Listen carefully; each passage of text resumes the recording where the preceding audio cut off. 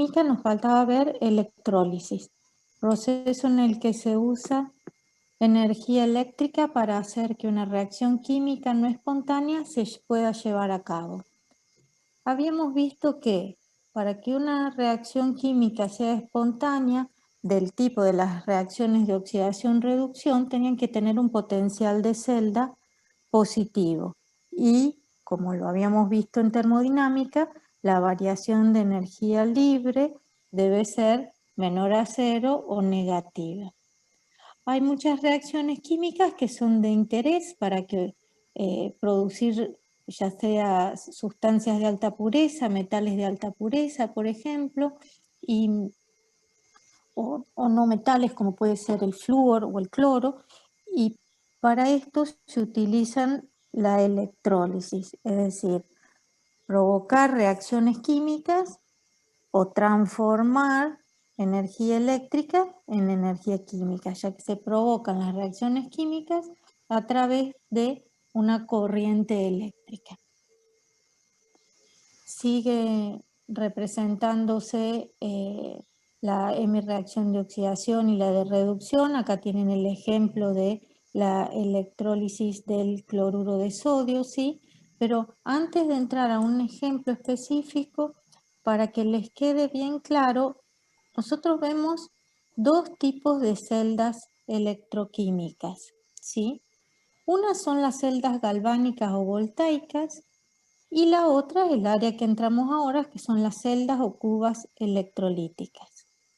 Una celda galvánica o voltaica siempre está representando a una reacción redox que ocurre espontáneamente. Eso significa que el delta G, o la variación de energía libre, es menor a cero, y esto se debe a que el potencial de la celda es positivo. En cambio, en una celda o cuba electrolítica, la variación de energía libre es mayor a cero, la reacción no es espontánea, y esto es porque el potencial de la celda es negativo. Si nosotros vamos a transformar energía eléctrica en energía química, y para esto lo que se tiene en cuenta en una reacción de oxidación-reducción es una transferencia de electrones, debemos recordar lo que es la carga eléctrica de un mol de electrones, que ya lo vieron en la clase pasada, y que se denomina un Faraday o un faradio, en honor a Faraday, que propuso leyes que tienen en cuenta la relación entre la carga eléctrica y la cantidad de materia que se puede obtener. Entonces, un Faraday es la carga eléctrica de un mol de electrones, que es 96.500 coulombios, porque es la carga de un solo electrón por el número de Avogadro de electrones, es decir, un mol. En el caso de la electrólisis, por ejemplo, del cloruro de sodio, que sabemos que es una sal y está en estado sólido, lo que se hace en una cuba electrolítica es fundirla. Y al fundirla nos quedan los cationes sodio y los aniones cloruro. Esos cationes sodio y aniones cloruro, en una cuba electrolítica hay partes de la cuba que siguen siendo las mismas que en la celda. Es decir, en el ánodo tiene lugar la oxidación. En este caso, los aniones cloruro que pasan a cloro gaseoso. Y en el cátodo tiene lugar la reducción. Los cationes sodio de la sal fundida que ganan electrones y pasan a sodio líquido.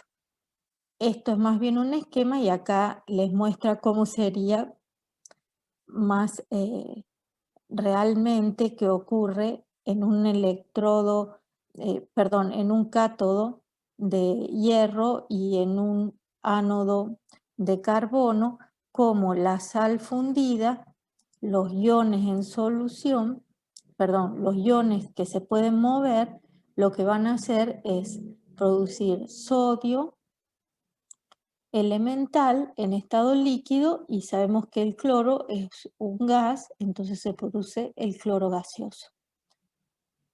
No están divididas, ¿sí?, es una sola cuba y el flujo de electrones que sigue siendo por un conductor externo lo provoca una, por ejemplo, celda galvánica o una batería que extrae electrones, digamos, y los transporta hacia el cátodo donde se va a reducir el sodio. La electrólisis del agua, de la cual se habla mucho por el modo de obtener tanto oxígeno como hidrógeno de manera elemental, ¿sí? Consistiría en el ánodo, donde ocurre la oxidación, el agua que se transforma en oxígeno y da cationes. Para que la reacción ocurra, el medio tiene que ser levemente ácido, por eso dice que hay una disolución de ácido sulfúrico, ¿sí? ¿Por qué? Porque el agua sola saben que no tienen tantos iones en solución y son los iones, digamos, los que van a generar las especies. Y en la reducción, los protones ganan los electrones que pierde el oxígeno que estaba como óxido para generar hidrógeno gaseoso. Siempre tiene que haber una energía eléctrica o una corriente eléctrica que provoque la reacción, porque si no la reacción no es espontánea. Y esa es la, digamos, particularidad de estas reacciones químicas, que en realidad tienen mucha aplicación porque hay procesos, como les decía, de obtención de metales de alta pureza, o como puede ser el silicio que se utiliza en la industria electrónica. Sí, se utiliza silicio de alta pureza y se puede obtener a partir de este método. Y lo mismo cuando queremos recubrir alguna superficie para que quede protegida, ¿sí? Lo que se conoce como proceso de galvanizado, en general es proteger, por ejemplo, el acero con cromo, con zinc, y esa pieza que se rodea, digamos, de una película de cromo o zinc elemental hace que por dentro la pieza quede protegida. ¿Y cómo se deposita ese cromo o ese zinc? Se deposita en el cátodo a través de la reducción, para lo cual es importante saber cuál es la relación entre la carga eléctrica y la cantidad de materia que se puede depositar. Para esto es que la relación que existe fue estudiada por Faraday y dice que la cantidad de sustancia depositada o de gas liberado es directamente proporcional a la cantidad de electricidad que circula por la celda. Nosotros ya sabemos que estamos en reacciones de oxidación-reducción, que hay transferencias de electrones y los electrones son partículas con carga. Ya sabemos que un mol de electrones tiene una carga eléctrica de 96.500 coulombios. ¿Cuántos moles de electrones van a necesitar una sustancia para depositarse en una cuba electrolítica? ¿O cuánta sustancia voy a poder depositar si tengo una determinada carga eléctrica aplicada? Esas son las preguntas que puede responder la electrólisis. Sabiendo que Q es la carga eléctrica, esta es igual a la corriente eléctrica o intensidad de corriente eléctrica medida en amperes por un determinado tiempo. Carga eléctrica se mide en coulombios, ya que intensidad de corriente es amperes por segundo me dan coulombios, pero siempre amperes por segundo. La masa entonces es el equivalente gramo sobre la constante de Faraday por la corriente eléctrica por el tiempo aplicado de esa corriente eléctrica. La masa es la masa de sustancia producida por electrólisis o electrodeposición. Q es la corriente eléctrica, perdón, es la carga eléctrica igual a corriente por tiempo aplicado de esa corriente, y vuelve a explicar que un Faraday es 6,022 por 10 a la 23, es decir, un número de Avogadro de electrones por la carga del electrón, lo que da aproximadamente 96.500 coulombios. ¿Cómo procedemos para el cálculo? Sabiendo la corriente que se aplica por un determinado tiempo, ¿sí?, podemos calcular lo que se conoce como carga eléctrica. La carga eléctrica que se va a aplicar para que la reacción química, que no es espontánea, pueda producirse, es decir, la energía que se aplica para que la reacción ocurra. Esa cantidad de carga eléctrica, ¿sí?, dividido los faradios, que me va a dar el número de moles que se van a transferir en esa reacción de oxidación-reducción. Por ejemplo, que va a ganar en el cátodo los iones de esa sustancia que se va a depositar y me va a permitir calcular cuál es la cantidad de sustancia que se obtiene. ¿Por qué? Porque sabiendo el número de moles que se transfieren, los moles de sustancia oxidada o reducida es en función de los moles de electrones que se transfieren. Una vez que tengo los moles de sustancia, lo puedo pasar a gramos si es un metal que se deposita, o a litros si es un gas que se produce, como puede ser cloro, flúor, como les decía, que eh, incluso actualmente para producir el gas flúor se utiliza esta metodología por la pureza que se alcanza. Usar la masa molar o ecuación de los gases, ¿sí?, para sacar litros o gramos. Vamos a un ejemplo para que se entienda un poco mejor.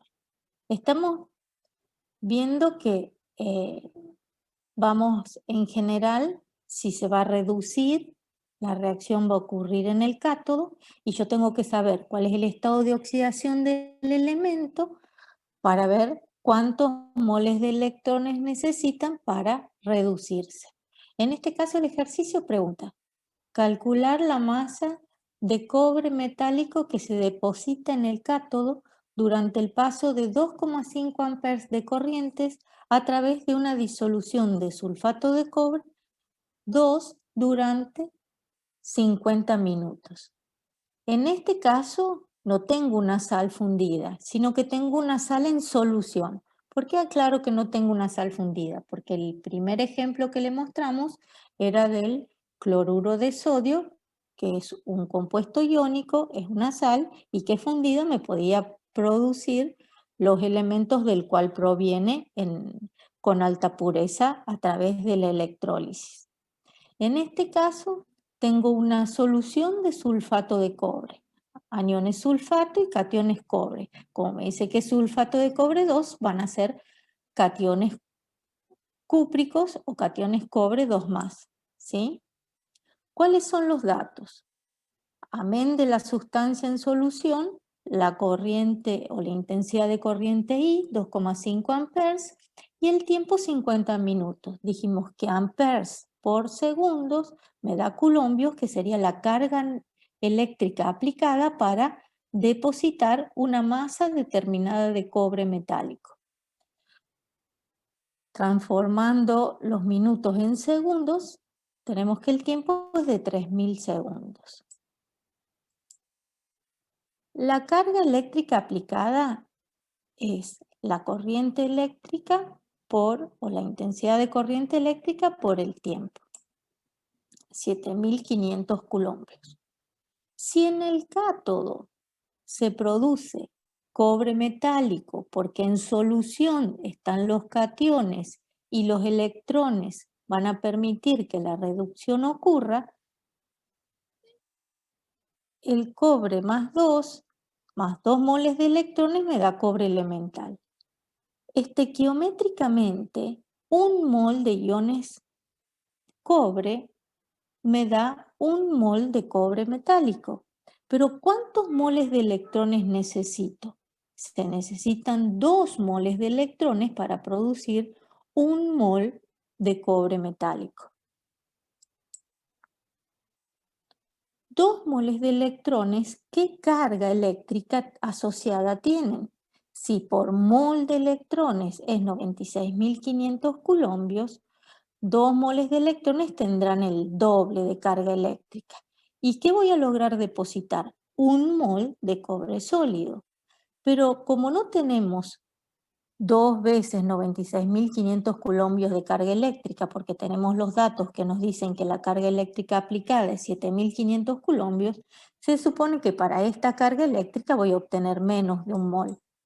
Para 7.500 voy a obtener solamente 0,039 mols de cobre. Multiplicando por su masa molar me da 2,41 gramos de cobre sólido. Y de este modo podemos obtener la masa de cobre metálico depositada a partir de la carga eléctrica aplicada. ¿Alguna pregunta? Yo, profe. En el chat no hay nada. Bien. Profe. Alguien quería preguntar, no sé quién. Sí. Sí. Sí, hay esa carga, la carga de energía por mol de electrones, ¿siempre es la misma para todos los casos? La carga, Carga lo que eléctrica, creo que siempre, era, sí. la carga eléctrica de un mol de electrones es una constante, ¿sí? Que son los 96.500 coulombios.